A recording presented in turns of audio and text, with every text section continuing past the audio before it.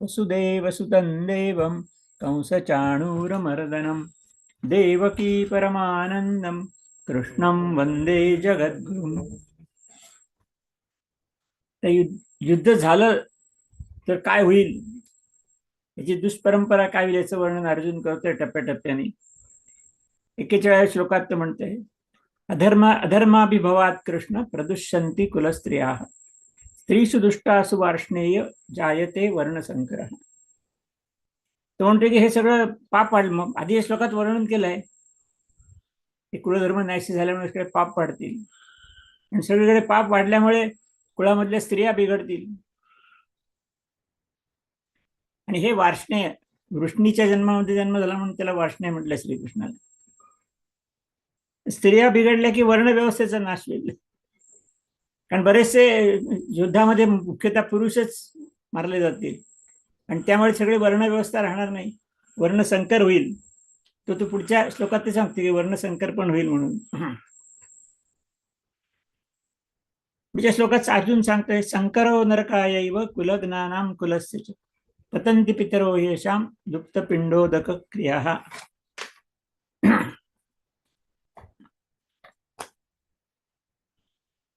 वर्णसंकर झालं की कुळ असं राहणार नाही. निरनिराळ्या वर्णांमध्येच विवाह व्हायला लागतील, संकर होतील, तेव्हा कुळ राहणार नाहीत. तेव्हा कुळाचा नाश झाला की शेवटी नरकापर्यंत जावं लागेल. आता हे सगळी शास्त्रवचन आहेत. त्या शास्त्रवचना संदर्भामध्ये अर्जुन सांगतोय. त्यामुळे श्राद्ध, तर्पण हे सगळ्या गोष्टी पण होणार नाहीत आणि पितर सुद्धा अधोगतीला जातील. कारण शास्त्र, तर्पण हे सगळं करून पितरांचा उद्धार होत असतं, ते होणार नाही. कुलधर्मच नाहीसा झालाय सगळं आणि त्यामुळे पितरांचा पण नाश होईल. तेही अधोगतीला जातील. नुसतंच या कुळाचा त्रास होईल आपल्या असं नाही, तर मागच्या कुळाचे पितर सुद्धा अधोगतीला जातील असं अर्जुन या ठिकाणी म्हणतोय. पुढे आणखीन तो म्हणतोय, दोषैरेतहि कुलज्ञानां वर्णसंकरकारकैः उत्साद्यन्ते जातिधर्मः कुलधर्माश्च शाश्वतः. हे वर्णसंकर झालाय त्यामुळे परंपरागत ज्या सगळ्या गोष्टी आहेत, जाती धर्म, जन्माला जे काही निर्णय विधी वगैरे करायचे असतात ते पण नीट होणार नाहीत, कुलधर्म चालणार नाही. त्याच गोष्टीचं पुन्हा पुन्हा सांगतो, हे सगळंच नाहीसं होणार आहे. युद्ध झाल्यानंतर सगळे वीर मारले गेल्यानंतर सगळंच कुटुंब व्यवस्था पण उद्ध्वस्त होणार आहे, समाज व्यवस्था पण उद्ध्वस्त होणार आहे.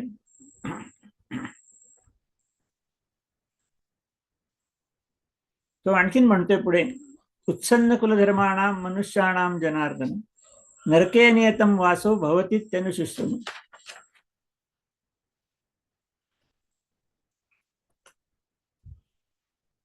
कुलधर्म जर नाहीसे असतील तर सगळ्यांनाच नरकात पडावं लागेल. आता ही सगळी शास्त्रवचन आहेत त्यावेळची. त्या काळामध्ये अजूनही ती शास्त्रवचन आहेत, पण आज ती व्यवहारात फारशी पाळली जात नाहीत. पण त्यावेळेला कटाक्षाने पाळली जायची. ती कुलधर्म नाहीत, मग ती सगळ्यांनाच नरकात जावं लागेल, नरक यातना भोगाव्या लागतील असं आम्ही ऐकलंय, असं तो म्हणतो. इथे अनुशुश्रुम असं आम्ही ऐकलंय. त्यांच्या मोठ्या मोठ्या ज्येष्ठ लोकांकडनं सांगणं झालं, ते ऐकलेलं आहे असं अर्जुन या ठिकाणी म्हणतो. 45 श्लोक चाललेला आहे आपला आता. अहो बत महत् पापम कर्तुम व्यवसिता वयम यद्राज्य सुखलोभेन हंतुम स्वजन मुद्यता. तोच मुद्दा पुन्हा मांडतोय. तो म्हणतो की किती वाईट आहे आपण जे काय करतोय आता ते. म्हणजे काय की आम्ही या ठिकाणी तो आम्ही शब्द वापरतो, इतके वेळ तो हा शब्द वापरला नव्हता त्यांनी. आम्ही काहीतरी करतो, व्यवस्थिता वयम, स्वजनांना मारण्याकरता तयार झालेलो. स्वजनांना मारायचं पहिल्यापासून तो म्हणतोच आहे, पण आता इथं तो मी असं म्हणत नाही, तर आम्ही, म्हणजे कृष्णाला पण त्यात ओढले त्यांनी की तू पण आहेस माझ्या बरोबर. आपण सगळे स्वजनांना मारण्याकरता उद्युक्त झालेलो. कशा करता? यद राज्य सुख लोभेन, राज्याचा आणि सुखाचा उपभोग घेण्याकरता. राज्याच्या आणि सुखाच्या लोभाने आम्हीच आपल्या स्वजनांना मारण्याकरता उद्युक्त झालेलो आहोत असं या ठिकाणी अर्जुन म्हणतो. म्हणजे आम्ही म्हणजे ते सांगितलं ना की कृष्णाशी बोलतोय, तो कृष्णालाच सांगतोय सगळं. आणि म्हणून आम्ही म्हणजे तू पण आहे त्याच्यामध्ये.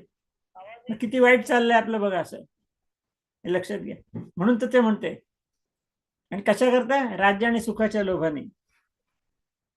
आता एवढं सगळं आम्ही म्हणून सुद्धा श्रीकृष्णाने कुठलंही उत्तर दिलेलं नाही. श्रीकृष्ण शांतपणे ऐकतात त्याचं म्हणणं, कुठलीही प्रतिक्रिया नाही. त्यामुळे तो आणखीन निराश झाला.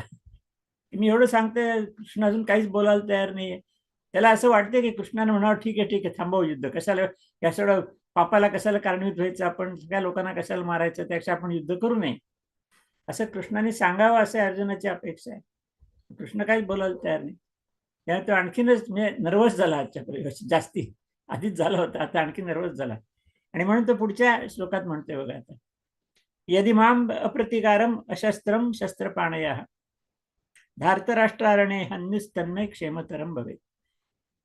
त्याने शस्त्र टाकलेलंच आहे, त्यामुळे तो तेच म्हणते की मी आता या ठिकाणी शस्त्र टाकून दिलेलं आहे, मी शस्त्ररहित आहे. आणि मी अर्थात शस्त्ररहित असल्यामुळे प्रतिकार करणार नाहीये. म्हणजे शस्त्ररहित असलेला मी आणि प्रतिकार करत नाही असा मी, असं मला त्यांनी शस्त्र हातात घेतले. आता कौरवांनी सगळे शस्त्र हातात घेऊन उभे होते ना युद्धाला, त्याच्यानी शस्त्र हातात घेतले. अशा धृतराष्ट्राच्या मुलांनी म्हणजे कौरवांनी मला ठार केलं रणामध्ये, तरी मला ते अधिक कल्याणकारक आहे. कारण आम्ही त्यांना मारलं तर आम्हाला पाप लागेल, त्यापेक्षा त्यांनी मला मारलं तर चालेल. किती टोकाला गेले त्याची गोष्ट, की मला मारलं तरी चालेल, मी शस्त्र उठवणार नाही. इतक्या टोकाला अर्जुन गेलाय. आणि अर्थातच नंतर मग संजय सांगतो, अर्जुनाने काय कृती केली ते संजय सांगतो, असं एवढं बोलून की मला मारलं तरी चालेल, त्यात माझं कल्याणच होईल, कारण दुसऱ्यांना मारून मी पापाचा अधिकारी का व्हायला पाहिजे.